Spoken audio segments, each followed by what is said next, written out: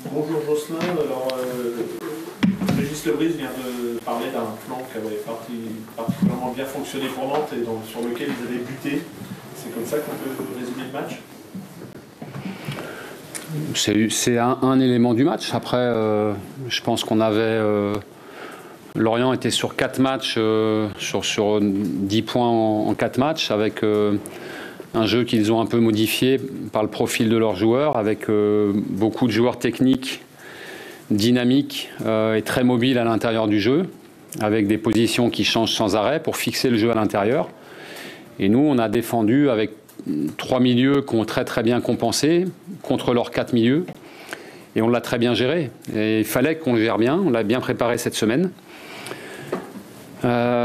Les pistons étaient bien gérés aussi. Puis après, il fallait contrôler Bamba, ce qu'on a fait, sauf une fois, où il a tiré au-dessus.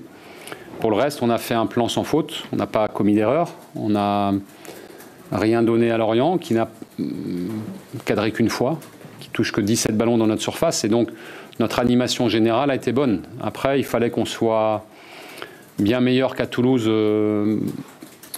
dans l'utilisation du ballon, ce qu'on a fait aujourd'hui. On a été plus intéressant. Je pense qu'on peut faire encore nettement mieux, mais on a eu des situations très intéressantes. On a alterné les moments où on préparait et puis les moments où on était tranchant. Et ça, c'est bien de rajouter ça dans notre jeu. Et après, on a été efficace. Ne pas encaisser de but par rapport à votre discours d'avant-match, on sent que vraiment c'est quelque chose d'important aujourd'hui. Oui, et encore une fois, ils étaient dans une super dynamique. Et quand une équipe a cette dynamique-là, elle retrouve confiance dans son jeu. Et on l'a vu, ils n'ont jamais trouvé les solutions. Régis a modifié à l'heure de jeu en jouant avec 3 attaquants. Vraiment 3 attaquants et non pas 2 milieux très mobiles à l'intérieur et un attaquant. Et ils ont eu un jeu un peu plus direct qu'on a bien contrôlé. Jean-Charles Castelletto a été positionné dans un rôle quasiment de piston, dans une défense à 5, dans laquelle on n'a pas l'habitude de le voir, même en sélection, quand il joue latéral, c'est plutôt dans une défense à 4. Est-ce que ça avait été travaillé et pourquoi ce choix? Ouais, on avait 2 options, soit on le gardait dans l'axe, soit on le mettait sur le côté. Effectivement, j'ai vu comme vous la CAN et j'avais trouvé Jean-Charles intéressant à la CAN dans un rôle qui est moins naturel pour lui, mais qui, comme c'est un joueur intelligent et il est intéressant aussi. Donc on a pris cette option-là, qui a été payante parce qu'il met un but d'attaquant. Il met vraiment un très beau but. En venant bien fermer au deuxième poteau, ce qu'on demande généralement au piston. Nico Kozza aurait pu en première mi-temps aussi, en venant fermer au deuxième poteau. C'est des choses que Lens fait très très bien, par exemple, dans ce dispositif. Voilà, ça a été payant. Et après, il ne fallait pas faire d'erreur. Et bon, compte tenu de la dynamique de Lorient du moment, je trouve qu'on a été rigoureux, intelligent et expérimenté, on l'a montré. Alors après le match contre le PSG où Nantes avait beaucoup attendu, là c'était un dispositif qu'on peut considérer comme encore plus attentiste au départ, parce que ça correspondait aussi à Lorient? Je crois pas. Jean-Charles à droite, plutôt que Marcus par exemple, c'est un peu plus... Ouais, mais c'était aussi pour mieux défendre. Jean-Charles a des qualités défensives, c'est un vrai défenseur de formation, et donc il fallait aussi qu'on soit très bon sur Lebris et sur Katseris de l'autre côté, qui est très offensif habituellement et qu'on a très très bien géré. Je suis pas d'accord, c'était pas plus attentiste. Au contraire, on a souvent eu nos 2 attaquants qui sont allés gêner la construction assez haut. On s'est souvent retrouvé en bloc moyen. On s'est retrouvé très souvent à Toulouse en bloc bas. Alors peut-être parce on avait mené très tôt. Mais là, en menant très tôt en début de deuxième, je trouve qu'on est resté, dès qu'on le pouvait en tout cas, en bloc moyen, en mettant une vraie bonne première pression sur leur construction. Donc je trouve que le jeu évolue.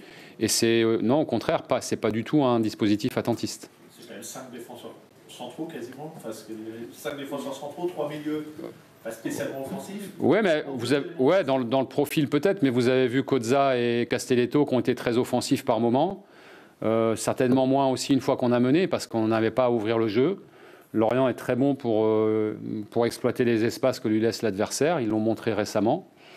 Donc il fallait aussi être intelligent et moduler notre dispositif. Mais je trouve que cette animation-là, elle a été très intéressante. On a beaucoup pesé par Simon et par Mostafa en première mi-temps. On doit marquer avant. Après, c'est Tino qui a pris le relais parce que Moss était blessé. Et voilà, on a réussi quand même à leur poser des problèmes. Si on est plus juste et voilà, un peu plus malin, je pense qu'on doit faire le break. On a les situations pour le faire. Bon, on est allé au bout comme ça. Mustafa, d'ailleurs, c'est quoi le Il a pris un coup sur la hanche, sur un dégagement. Le joueur vient finir sur sa hanche. Bon, on verra, c'est un coup, c'est traumatique. Je ne pense pas. Vous avez bien coupé les connexions au milieu. Alors, vous avez ciblé Louzard, c'est pas mal en début de match. On a trouvé sur ce qu'on a vu de Lorient sur les 4 derniers matchs, alors peut-être un peu moins contre Le Havre, mais on a trouvé que leurs 4 à l'intérieur, en étant très mobiles, ils inversent beaucoup les positions, un coup à l'intérieur, un coup côté, un coup sous l'attaquant. Ils ont eu des positions qui auraient pu nous gêner, mais sur leur match, ils ont eu quand même beaucoup de marge de manœuvre, beaucoup de temps, beaucoup d'espace pour redoubler les passes, faire des prises de balles, venir fixer sur leur match précédent, et nous on ne voulait pas ça. Et il fallait qu'on soit plus proche d'eux, ce que Moussa, Douglas et Pedro ont très bien fait. Donc on les a un peu secoués, mais il fallait ça pour pas qu'ils soient à l'aise, parce que ces joueurs-là sont très habiles, ils ont la vista, ils ont la qualité technique. Si vous les regardez, si vous courez à côté, c'est difficile. Ils ont mis des buts récemment, où c'était un peu ça quand même. Tu cours à côté et tu regardes. Et nous, il fallait autre chose. Il y a un joueur qui change un peu le visage du FC Nantes quand il est en forme, comme aujourd'hui, c'est Moses Simon. En quoi est-ce qu'il est vraiment important pour Nantes pour cette fin de saison? Il est revenu fatigué de la CAN, déçu aussi d'avoir perdu la finale. Mais en même temps, il s'est remis très très vite dans le travail et avec les autres. Ce qui est intéressant quand même dans notre mise en place et dans l'évolution de notre groupe, c'est que les 4 qui sont revenus de la CAN ont trouvé un vestiaire changé, un état d'esprit plus frais, plus dynamique et plus de connexion et de solidarité à l'intérieur. C'est pas moi qui le dis, c'est mes sensations. Mais là, ce sont des joueurs qui en parlent et qui redécouvrent le groupe. Ça faisait 48 heures qu'on était en mise au vert. Et sur ce que je vois du groupe aujourd'hui, on est beaucoup plus prêt à vivre les échéances. Et c'en était une première ce soir. À vivre ces échéances-là parce que, et on l'a vu, avec beaucoup de solidarité, beaucoup de connexion, beaucoup d'envie de faire les choses ensemble.